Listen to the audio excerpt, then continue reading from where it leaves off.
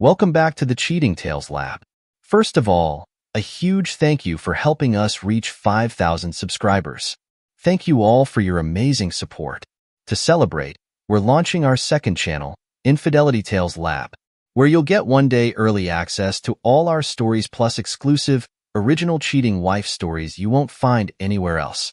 You can subscribe now by clicking the link in the description or the pinned comment, or simply search for Infidelity Tales Lab on YouTube.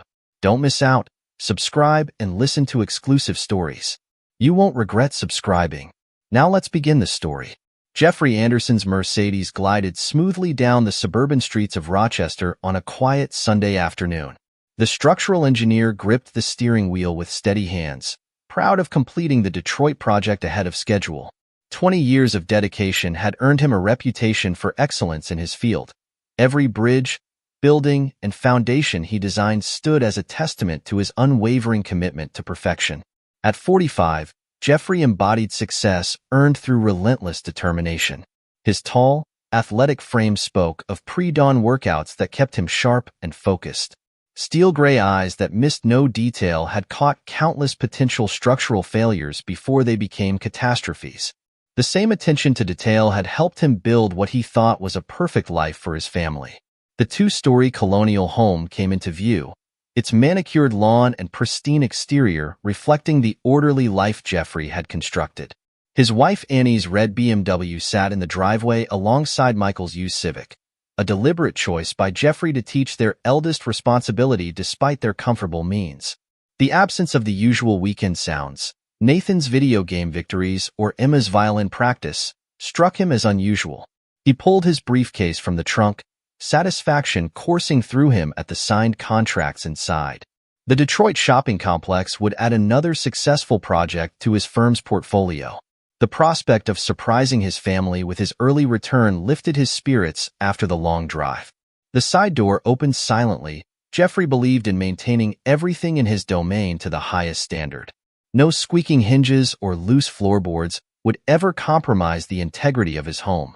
The house felt still, though he knew at least Annie and Michael were home. Voices drifted down from the second floor as he crossed the foyer. Jeffrey moved toward the stairs when Annie's words froze him mid-step. The paternity test came back. Annie's voice carried a tone of smug triumph that seemed alien coming from the woman he'd known for 18 years. None of the 3 kids are your dad's. Once he pays off your college fees, we'll tell him at your graduation. Then I'll take the house and his assets in divorce. The world crystallized into sharp focus. Jeffrey stood motionless, his mind processing the implications with the same analytical precision he applied to structural stress points. Mom, are you sure about this? Michael's voice wavered with uncertainty. He's always been there for us. Oh, please. Annie's laugh cut through the air like breaking glass. Jeffrey's been nothing but a convenient provider. So focused on his precious career, so proud of taking care of everyone. He never questioned why I spent so much time with Walter. Men like your father are easy to fool when they think they're in control. Jeffrey's mind raced back through the years. Walter Wiley, their family doctor, his supposed friend, the man who delivered all 3 children. Countless dinner parties, golf games, and family celebrations took on a sinister new light. But what about Emma and Nathan? Michael's question echoed Jeffrey's thoughts. They both look up to Dad so much. They'll adjust. Annie dismissed their younger children's feelings with casual cruelty. Walter's their real father anyway. We'll have more than enough money after the divorce settlement. Jeffrey's new contracts will fund quite a comfortable life for us. Walter says everything's set up perfectly, Annie continued, her voice thick with satisfaction. We've been planning this for years. Your father's so predictable. Always at work, always trusting, always playing the devoted family man. He's built us such a nice life to step into once we're rid of him. The conversation continued, each word revealing deeper layers of betrayal. Annie detailed years of deception, coordinated medical appointments that were covers for their meetings, careful manipulation of mutual friends, and systematic exploitation of Jeffrey's long work hours. Jeffrey remained still, absorbing every detail. The structural engineer in him recognized the elaborate framework of lies that had been constructed around him. Every business trip he'd taken to provide for his family had been an opportunity for their betrayal. Every late night at the office pushing to complete projects had given them time to strengthen their deception. Walter's taken care of everything at the medical practice. Annie's voice dripped with admiration for her lover's cunning. All the records support our story. Jeffrey won't be able to challenge anything once we reveal the truth. His reputation for being so straight-laced and proper will work against him. No one will believe he didn't know. The conversation shifted to their plans for after the revelation. Annie spoke of trips they'd take with Jeffrey's money, how they'd redecorate the house once it was hers, how their social circle would adjust to the new reality she and Walter had orchestrated. Jeffrey finally moved, his steps silent as he retreated to his study. The family photos lining the hallway showed scenes from a life he now understood was an elaborate production. Annie's wide smiles at family gatherings, Walter's casual arm around her at barbecues, the children's school events where both men had attended as father and family friend. Each image now revealed its hidden story. He sat at his desk, surrounded by the certificates and awards from his engineering career. His success, built on precision and careful analysis, had made him an attractive target. Annie and Walter had used his dedication against him, counting on his long hours and trusting nature to hide their affair. The irony struck him. The structural engineer who specialized in identifying hidden flaws had missed the fundamental instability in his own home. But unlike his professional projects, where he worked to prevent collapse, this structure of lies deserved to fall. That evening, Jeffrey maintained his normal routine with mechanical precision. He sat through dinner, watching Annie play her role of devoted wife. She asked about his trip, smiled at appropriate moments, and gave no indication that she'd spent the afternoon plotting the destruction of their marriage. The children carried on their usual evening activities. Michael worked on college applications, the weight of his mother's revelation evident in his slightly strained interactions. Emma practiced her violin, the melancholic notes taking on new meaning in light of the afternoon's discoveries. Nathan argued about his bedtime, his teenage defiance masking an innocence about to be shattered. Jeffrey observed them all with new clarity. He could see Walter's features reflected in their faces, details he dismissed over the years as coincidental similarities to Annie's side of the family. The knowledge didn't diminish his love for them, but it highlighted the calculated nature of the deception. Later that night, after the house had fallen silent, Jeffrey sat alone in his study. The structural engineer who'd built his career on ensuring things didn't fall apart now faced the ultimate integrity test. Annie and Walter had spent 18 years constructing their perfect deception. They believed their plan was flawless, their timing impeccable. But they'd made a critical miscalculation. They'd mistaken Jeffrey's dedication for weakness, his trust for blindness, his love for his family as a lever they could use against him. The man who'd earned his success by anticipating and preventing structural failures was now uniquely qualified to orchestrate one. The next morning, Jeffrey rose early as usual. He kissed Annie goodbye, accepted her practiced smile, and drove to his office. To anyone watching, nothing had changed. The respected structural engineer was simply beginning another day of ensuring buildings stood strong and true. But beneath his calm exterior, Jeffrey's mind worked with cold precision. Annie and Walter had built their plans on the assumption that he would play the role of devoted husband right until their moment of triumph. They expected him to continue working, adding to the assets they planned to seize, maintaining the life they intended to steal. They would learn too late that underestimating Jeffrey Anderson was the fatal flaw in their design. The man they dismissed as predictable and blindly trusting was about to show them exactly how dangerous such assumptions could be. The magnitude of their betrayal, 18 years of marriage, 3 children, countless moments of fabricated happiness, might have broken a lesser man. But Jeffrey had built his career on understanding how things fell apart precisely so he could prevent it. This time, he would use that knowledge for a different purpose. Annie and Walter's scheme, years in the making, rested on Jeffrey's ignorance and their control of the narrative. They'd planned every detail, manipulated every relationship, and prepared for every contingency except one. The possibility that their target would discover their plan before they could spring their trap. That evening, Jeffrey watched Annie check her phone repeatedly, no doubt exchanging messages with Walter about their approaching victory. She had no idea that her careful plans were about to face a structural integrity test they couldn't possibly pass. The price of their betrayal would be calculated not in years of deception, but in the totality of their failure. Jeffrey Anderson, the man they judged too trusting and preoccupied with his work, was about to teach them the true cost of underestimating him. The methodical nature that made Jeffrey Anderson an exceptional structural engineer now drove his response to Annie's betrayal. For 2 weeks, he maintained an outward facade of normalcy while meticulously dismantling the elaborate deception his wife and Walter had constructed. His first step was accessing the family's financial records. Sitting in his home office late at night, Jeffrey discovered a pattern of transactions that confirmed the depth of their duplicity. Small amounts transferred from joint accounts over years had accumulated into a substantial hidden fund. "Quite clever, Annie," he muttered, examining the bank statements. "Death by 1,000 cuts." The next morning, Jeffrey received a call from his bank's fraud department. "Mr. Anderson, we've noticed some unusual patterns in your joint accounts," the representative said. "Yes, I imagine you have," Jeffrey replied. "I'd like to schedule a meeting with Bradley Morton today, if possible." Bradley, the branch manager, had handled Jeffrey's accounts for over a decade. His face grew increasingly grave as Jeffrey presented the evidence of Annie's systematic theft. "This is highly irregular, Jeffrey. These transfers have been going on for years. Precisely why I'm here, Bradley. I need complete records of every transaction. Can you help me with that?" "Of course, but..." Bradley hesitated. "Given the pattern, we should discuss protecting your remaining assets." Jeffrey's smile held no warmth. "My thoughts exactly." Later that week, Jeffrey discovered emails between Annie and Walter discussing their plans. The password to Annie's laptop, Nathan's birthday, proved that arrogance had made them careless. The messages revealed years of coordinated deception.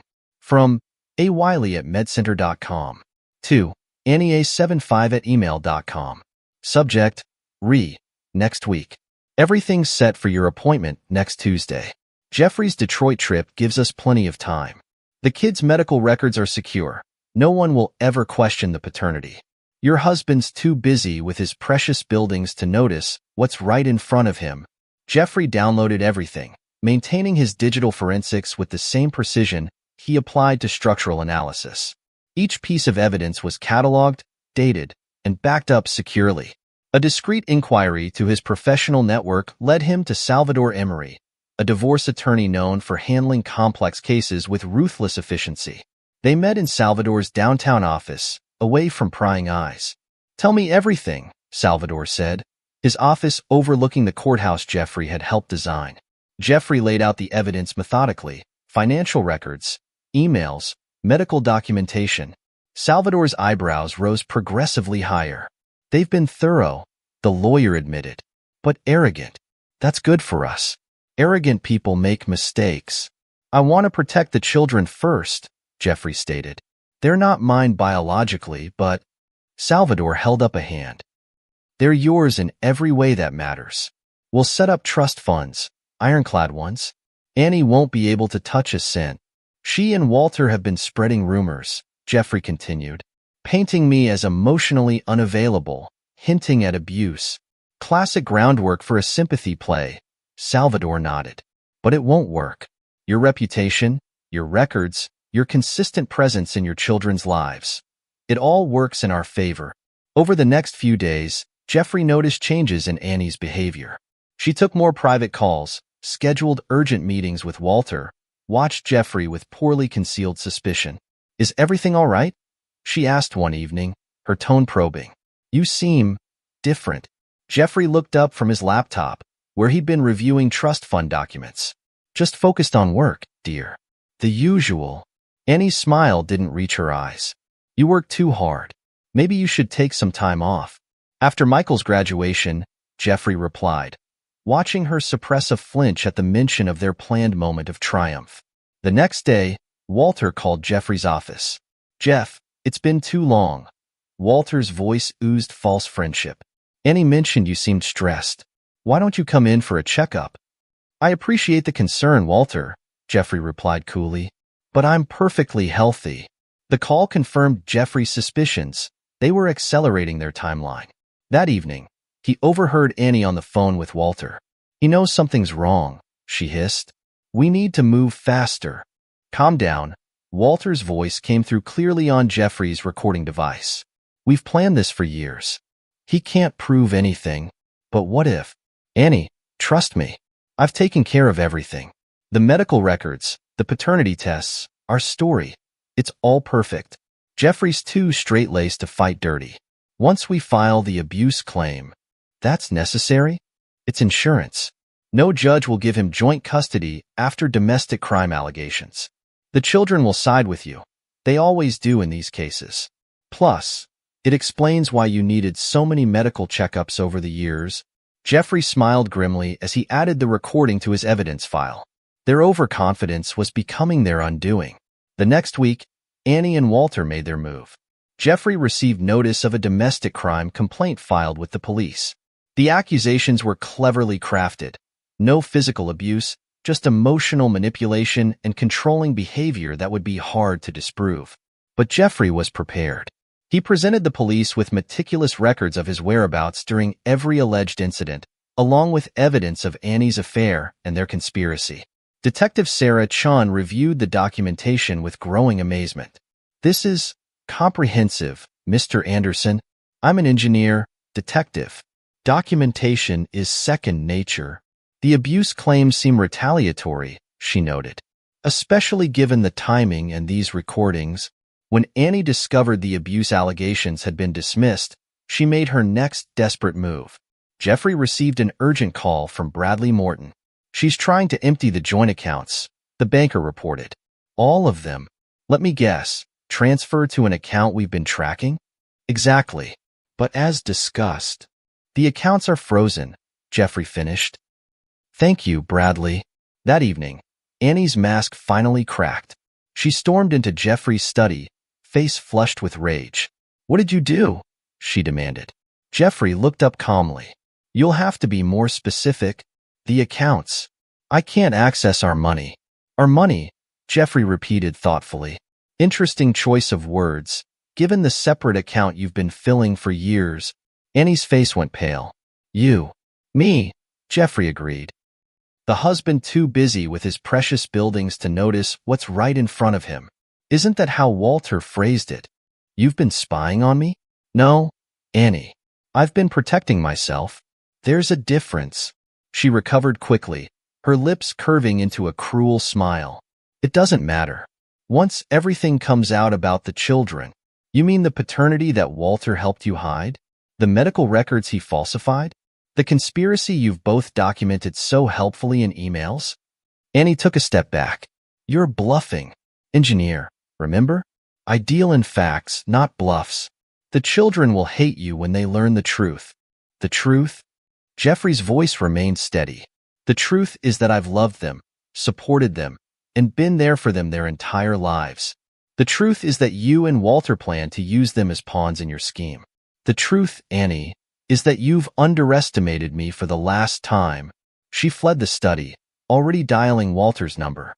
Jeffrey returned to his work, adding this conversation to his growing documentation. Annie and Walter had spent years building their perfect plan, but they'd failed to account for one crucial factor. They'd chosen the wrong man to betray. Salvador called the next morning. "They're getting desperate. Walter tried to access some of your medical records at the hospital. Let me guess, records that might support their abuse claims?" "Exactly. But the hospital's internal audit caught it. His unauthorized access has been logged and reported." Jeffrey nodded, adding this development to his files. "They're making mistakes. Big ones," Salvador agreed. "How are you holding up?" "I'm fine," Jeffrey replied, and meant it. "Everything's proceeding according to plan."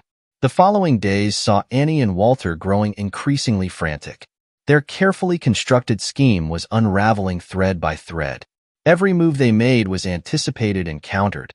Every attempt to salvage their plan only provided Jeffrey with more evidence. Their mutual friends, sensing something was wrong, began asking questions.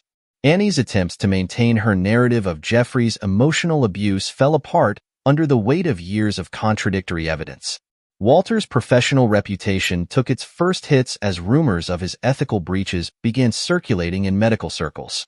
Jeffrey watched it all with the detached interest of an engineer observing a controlled demolition. Each desperate action by Annie and Walter weakened their position further. Their dream of escaping with Jeffrey's assets and reputation intact was crumbling, and they had no one to blame but themselves. As the 2 weeks drew to a close, Jeffrey had everything in place. The trust funds for the children were established and secured. His assets were protected. The evidence was organized and documented. Annie and Walter's attempts to seize control had been thwarted at every turn. They had spent 18 years constructing their deception. Jeffrey had needed only 14 days to dismantle it completely. Now all that remained was to wait for the perfect moment to bring their entire scheme crashing down around them. The morning of Michael's high school graduation dawned bright and clear. Jeffrey Anderson stood in his kitchen at 5 a.m., methodically arranging documents on the marble countertop. The DNA test results lay beside the divorce papers, each page a nail in the coffin of Annie's carefully constructed deception. Salvador Emery had already filed the divorce papers the previous day, ensuring everything was legally in motion before the reveal. The grounds were clear: adultery and fraud spanning nearly 2 decades. The documentation was exhaustive, leaving no room for contest or denial. Everything's in place, Salvador had confirmed during their final meeting. The trust funds are ironclad. Each child's education and future are secured, completely separate from the divorce proceedings. Jeffrey placed 3 sealed envelopes beside the documents, each bearing the name of one of his children. The letters inside contained everything they needed to understand: bank statements showing Annie's systematic theft, email exchanges between her and Walter plotting their deception, medical records revealing Walter's manipulation of paternity information, and most importantly, Jeffrey's own words to each child. To Michael, he wrote about pride, not in academic achievements or athletic victories, but in the young man's growing sense of integrity. He included proof of the college trust fund, ensuring his eldest wouldn't have to compromise his future. Emma's letter acknowledged her passion for music and art, traits Annie had always dismissed as impractical. Jeffrey had established a separate fund for her artistic pursuits, ensuring she could follow her dreams without financial constraint. For Nathan, the youngest, Jeffrey included tickets to the gaming convention they'd planned to attend, paid for and transferable. His letter emphasized that family wasn't about DNA but about choice and love. The sound of movement upstairs signaled the beginning of the day's choreographed destruction. Jeffrey had already removed his essential belongings from the house, leaving behind the trappings of the life Annie had planned to steal. Annie entered the kitchen first, already dressed for the graduation ceremony in an expensive dress bought with Jeffrey's money. She froze at the sight of the documents on the counter. "What's this?" Her voice wavered despite her attempt at authority. "The truth," Jeffrey replied simply, pushing the DNA results forward. "Though I suspect you're already familiar with it." Annie's face drained of color as she scanned the papers. "These are fake." "You can't." "Fake? Like the past 18 years of our marriage? Like Walter's medical records? Like your love? You don't understand." Annie's voice took on the manipulative tone she perfected over years. "I did it for the children." "No," Jeffrey cut her off. "You did it for yourself. And now you can live with the consequences." Heavy footsteps on the stairs announced Michael's arrival. He entered the kitchen in his graduation robes, stopping short at the tension-filled scene. "Dad? Mom? What's going on?" "Your mother was just about to explain," Jeffrey said calmly. "About the paternity tests. About her plans for after your graduation. About Walter." Michael's face showed recognition. He'd carried the weight of his mother's revelation for weeks. Annie turned to him desperately. "Michael, honey, you don't understand. Your father is trying to—" "To what, Mom?" Michael's voice was hard. "To expose what you told me? About how none of us are his kids. About taking his money after graduation?" Emma and Nathan appeared in the doorway, drawn by the raised voices. Their expressions shifted from confusion to shock as they saw the documents spread across the counter. "There are letters for each of you," Jeffrey said, gesturing to the envelopes. "Everything is explained inside, along with proof. The choice of what to do with that information is yours." Annie lunged for the papers, but Jeffrey had anticipated this. Copies were already safely stored with Salvador, and digital versions were secured in multiple locations. You can't do this. Annie's composure cracked. Walter and you have lost, Jeffrey stated flatly. The divorce papers are filed. Your secret accounts are frozen. The trust funds for the children are beyond your reach. Annie's phone buzzed. Walter, right on schedule. Jeffrey allowed himself a small smile as she answered. Walter? They know. He knows everything. She listened, her face contorting. What do you mean your privileges are suspended? How can they? The medical board? Jeffrey watched his children read their letters, their worlds shifting on their axes. Emma's hands trembled as she read about her mother's deception. Nathan's jaw clenched at the revelations about Walter. I've transferred ownership of my company's shares to a protected trust, Jeffrey announced, his voice carrying the same precision he used in engineering presentations. The house mortgage has been reassigned. Your credit cards will be deactivated by noon. You can't just leave us with nothing. Annie shrieked. Nothing? Jeffrey's voice was ice. Like what you planned for me. At least I've ensured the children are provided for. That's more than you and Walter intended to do with my assets. The doorbell rang. Salvador Emery, right on time. Annie's face showed the first traces of fear as the lawyer entered, carrying additional documentation. Mrs. Anderson, Salvador said formally, I have some papers requiring your immediate attention. What followed was a systematic dismantling of Annie's carefully constructed future. Salvador detailed the legal consequences of her actions, the fraud, the financial theft, the conspiracy with Walter. Each point was supported by irrefutable evidence. Jeffrey watched Annie's desperate attempts to salvage control, to twist the narrative, to paint herself as the victim. But the documentation was too thorough, the evidence too damning. The children need me, she tried, a last desperate plea. No, Mom, Michael spoke, his voice firm. We needed the truth. Dad gave us that, along with a choice. Emma and Nathan stood with their brother, their unity a silent testimony to Jeffrey's years of genuine parenting versus Annie's manipulation. I'll be leaving now, Jeffrey announced. The letters explain everything else you need to know. The trust funds are active, your educations and futures are secure. He turned to Annie. Goodbye, Annie. Walter's probably waiting for your call. Though I suspect his support might be somewhat diminished now that your plans have fallen apart. As Jeffrey walked out of the house for the last time, he heard Annie's phone ring again. Her conversation with Walter confirmed everything. Their perfect plan was in ruins, their reputations shattered, their futures uncertain. The aftermath unfolded exactly as Jeffrey had orchestrated. Annie and Walter's attempts to contest the divorce failed against the mountain of evidence. Their mutual friends, presented with proof of their decades-long deception, turned away in disgust. Walter's medical license came under intense scrutiny when his falsification of medical records came to light.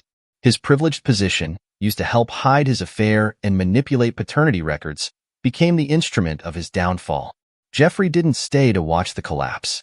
He had planned a complete departure, new city, new opportunities, new life. His revenge wasn't in destroying Annie and Walter's plans. It was in rising above their betrayal while ensuring they faced the consequences of their choices. The graduation ceremony proceeded as scheduled, though with a very different outcome than Annie had planned. Instead of being her moment of triumph, it became the public beginning of her downfall. Later that day, Salvador called to confirm the final details. Everything's proceeding as planned. Annie's attempts to access the accounts have been blocked. Walter's lawyer is already trying to negotiate. No negotiations, Jeffrey replied firmly. They chose their path. Now they can walk it. The trust funds he'd established would ensure his children's futures remain secure. The letters he'd left would ensure they understood the truth. His departure would ensure Annie and Walter faced the full impact of their actions without him there to blame or manipulate. News spread quickly through their social circle. Annie's careful narrative of Jeffrey's emotional distance crumbled in the face of evidence showing her long-term deception. Walter's professional reputation, built over decades, collapsed under the weight of his ethical violations. Jeffrey's final act was to send an email to their mutual friends, attaching key pieces of evidence that exposed the full scope of Annie and Walter's betrayal. He didn't need to embellish or explain. The facts spoke for themselves. As his plane took off that evening, Jeffrey reflected on the precision of his response to their betrayal. Annie and Walter had spent 18 years constructing their deception, planning to take everything he'd built. Instead, they would spend years facing the consequences of their choices, while the children they'd used as pawns would have the freedom to choose their own paths. The structural engineer who'd built his career on ensuring things stood strong had orchestrated the perfect controlled demolition of his marriage, ensuring that only the guilty parties would be caught in the collapse. 4 years passed like blueprints through Jeffrey Anderson's hands, precise, measured, each detail in its place. Seattle had proven the perfect location to rebuild his life. The city's perpetual rain and soaring skyscrapers matched his methodical nature, and his reputation as a structural engineer had only grown stronger. His corner office at Wilson and Anderson Engineering overlooked the city he'd helped reshape.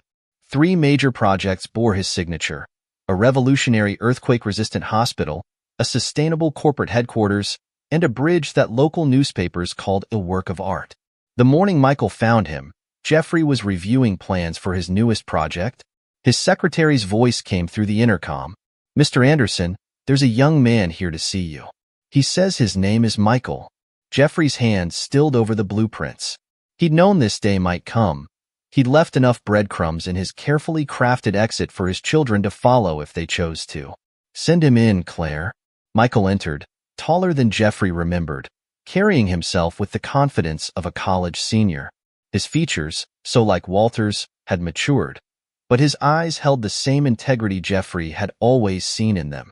"You weren't easy to find," Michael said, standing just inside the door. "That wasn't the point," Jeffrey replied, gesturing to a chair. "The point was that you could find me if you wanted to." Michael sat, studying the man who'd raised him. Mom lost everything.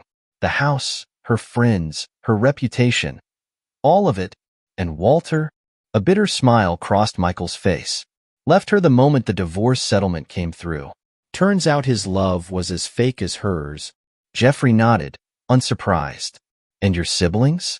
"Emma's thriving at art school. The trust fund you set up made that possible. Nathan's finishing high school, top of his class in computer science. We all read the letters. We understood why you left." The silence between them held years of unspoken words. Jeffrey waited, letting Michael find his voice. "Mom lives in a 1-bedroom apartment now, works at Marshall's folding clothes. She tries to contact us constantly, begging for forgiveness, saying she's changed." Michael's voice hardened. "None of us want anything to do with her." "That's your choice to make," Jeffrey said. "I made sure you'd have that freedom." Walter's medical license was suspended, Michael continued. The review board found more cases of falsified records. His wife left him, took half of everything. Last I heard, he moved to Arizona to start over. Jeffrey's expression remained neutral. The fate of his betrayers meant nothing to him now. "Your mom told us you were emotionally distant," Michael said, leaning forward, "that you cared more about your buildings than us. But you're the one who made sure we were taken care of, who gave us the truth, who let us choose our own paths." "DNA doesn't make a father," Jeffrey replied simply. Michael pulled out his phone, showing pictures of Emma's art exhibitions and Nathan's robotics competitions. "We've been keeping track of your projects too. That hospital design in Portland? Nathan says it's brilliant." The conversation flowed easier after that. Michael shared stories of college life, his plans for graduate school, the ways he and his siblings had supported each other through the aftermath of their parents' deception. "Emma and Nathan want to see you," Michael said finally. "When you're ready. They understand if you don't." "I'd like that," Jeffrey cut in. The children he'd raised choosing to return to him meant more than any victory over Annie and Walter. Over the next few months, Emma and Nathan visited separately. Each meeting healed another piece of what Annie and Walter had tried to destroy. Emma, her artistic soul wrapped in quiet strength, brought photos of her installations. "The trust fund changed everything," she told him. "Mom always said art was a waste of time, that I needed to be practical like her. But you believed in me even after." "I believed in you because of who you are," Jeffrey replied. "That hasn't changed." Nathan, nearly as tall as Jeffrey now, talked technology and engineering with the enthusiasm Jeffrey remembered. Your letter helped me understand what integrity really means, he said during one visit. Watching Mom and Walter fall apart, seeing how their lies caught up with them, it taught me what not to be. Their mother's attempts to re-enter their lives became a constant background noise they all ignored. Annie's calls, texts, and emails painted a picture of a desperate woman facing the consequences of her choices. She showed up at my dorm, Emma reported during one visit. Said she was a changed person, that she'd learned her lesson. But all I could think about was how she and Walter plotted to take everything from you. Nathan's encounter with his mother at a grocery store revealed how far she'd fallen.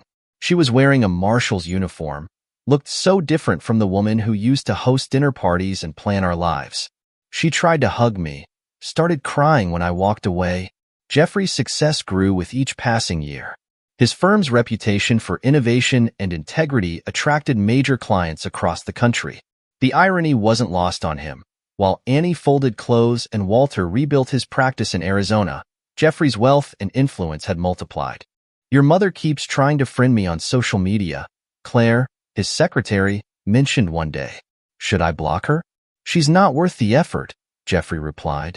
Let her see what she lost. The children's visits became more frequent. Family dinners at Jeffrey's penthouse apartment replaced the forced gatherings of their past. They built new traditions, stronger for being chosen rather than obligated. Michael brought his fiancée to meet Jeffrey first, before any other family. You're the one whose opinion matters, he explained. Emma sought Jeffrey's advice about gallery showings and commissions. Nathan called to discuss engineering concepts and career choices. The family they rebuilt wasn't bound by DNA, but by something far more powerful: truth, respect, and conscious choice. Annie's betrayal had cost her everything she'd schemed to obtain, while Jeffrey's integrity had given him something far more valuable than what he'd lost.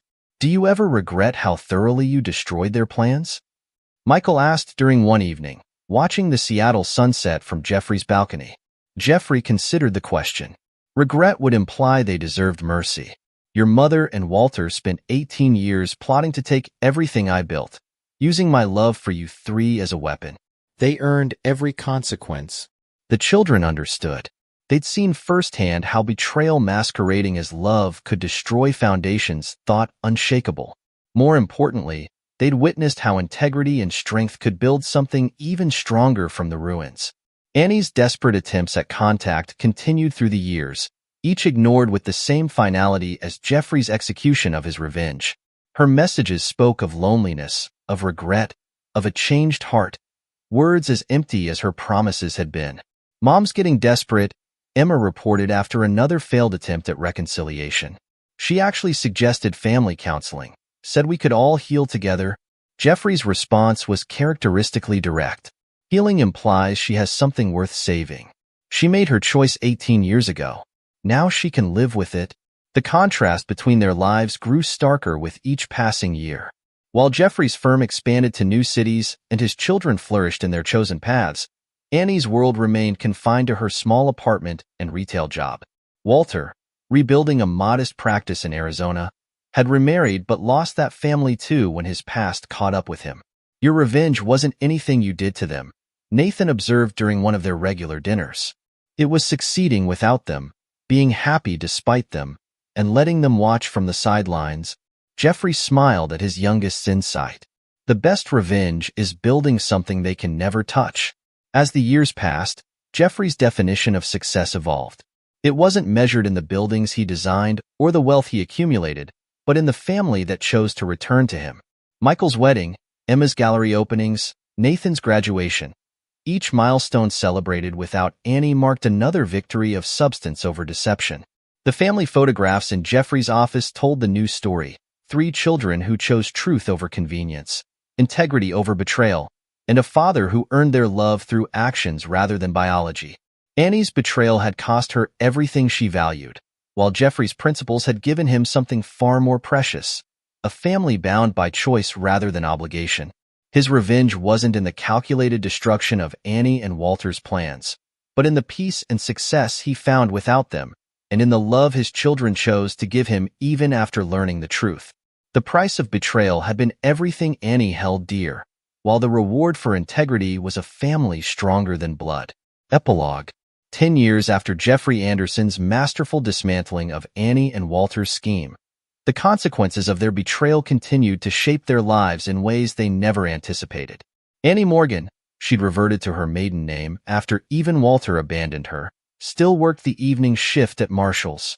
Her small one-bedroom apartment in the less desirable part of Rochester stood in stark contrast to the life she'd once planned to steal.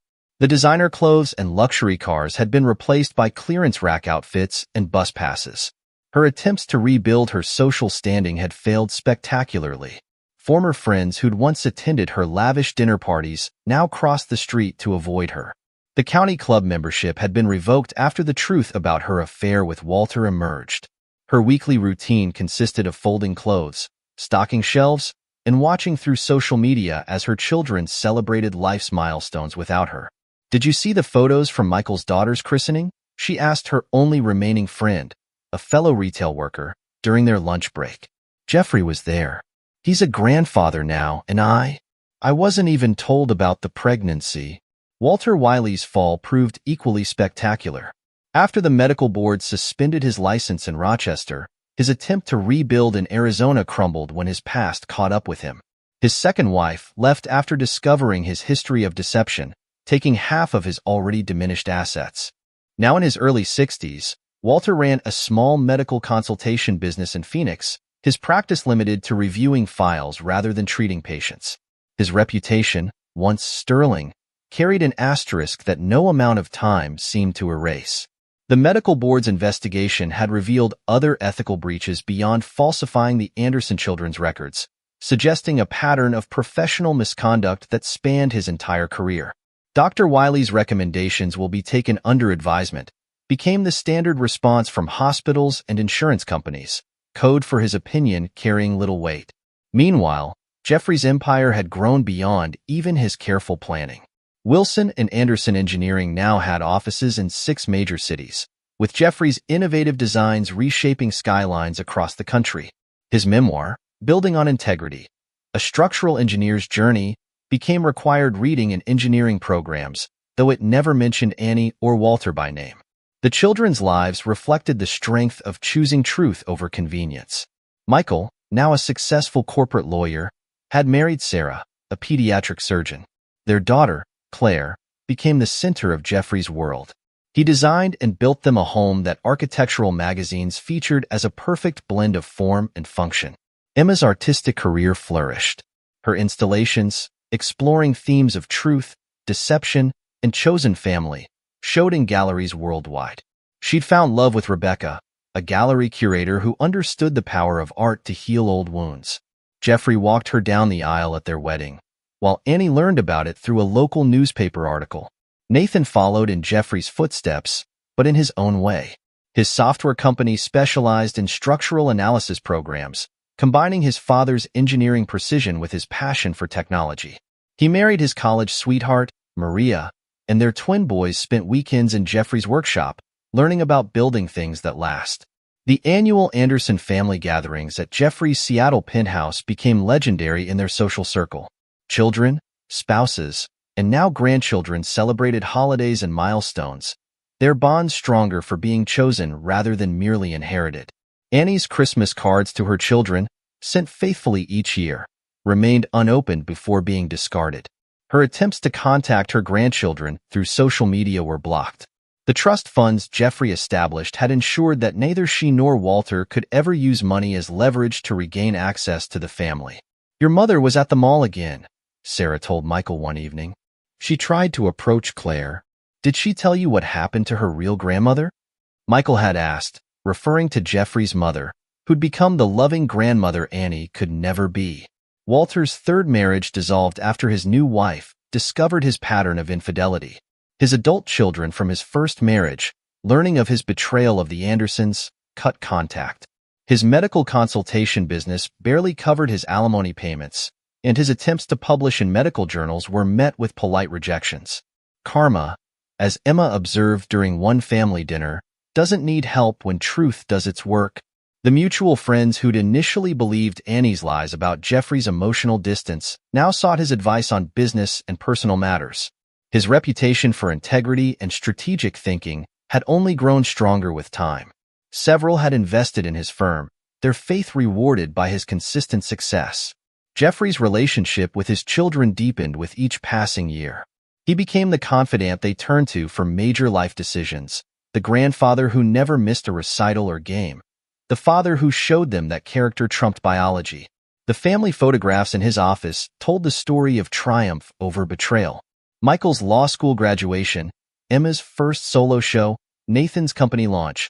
Each image captured a moment of success built on the foundation of truth Jeffrey had laid. Annie watched this happiness from the periphery of social media and local news coverage. Her small apartment's walls held photos of the children from before the revelation, frozen in time like her dreams of the life she tried to steal. Walter, reduced to consulting from a home office in Phoenix, sometimes Googled his former medical practice, now a thriving clinic under new ownership. His medical license remained permanently restricted, his name a cautionary tale in ethics seminars. Neighborhood children still pointed out Annie at the Marshall store, whispering about the woman who lost everything because of her lies. She'd aged beyond her years, the stress of her downfall etched into her face. The designer anti-aging creams had been replaced by drugstore brands, her salon visits by home dye kits. Jeffrey, in contrast, had grown distinguished with age. His success attracted attention from younger women, but he remained focused on his family and work. His reputation as one of the nation's premier structural engineers was matched only by his standing as a devoted father and grandfather. "How do you feel about Mom now?" Nathan asked during one family gathering, watching his twins play with their cousins. "I don't," Jeffrey replied simply. "She's not worth the energy of feeling anything." The price of betrayal had been complete. Annie and Walter had lost not just their material comforts and social standing, but the very things they tried to steal: family, respect, and peace. Their punishment wasn't in any single action Jeffrey had taken, but in the daily reminder of all they'd thrown away. The legacy of their betrayal served as a reminder that true family transcended biology, that integrity outlasted deception, and that the most devastating revenge was living well in plain sight of those who tried to destroy you. Jeffrey Anderson's greatest victory wasn't in the buildings he designed or the wealth he accumulated, but in the family that chose him, the respect he maintained, and the peace he found in knowing that justice sometimes worked exactly as designed. For Annie Morgan and Walter Wiley, the real punishment wasn't in losing their material possessions or social status, but in watching from the sidelines as the family they tried to destroy thrived without them, bound together by something stronger than the lies they'd thought would never be discovered. The price of betrayal, it turned out, was paid not just in lost assets and opportunities, but in the daily recognition that some choices carried consequences that no amount of time could erase. This is where our story comes to an end. Share your thoughts in the comment section. Thanks for your time. If you enjoy the story, please subscribe to this channel. Click on the video you see on the screen, and I will see you there.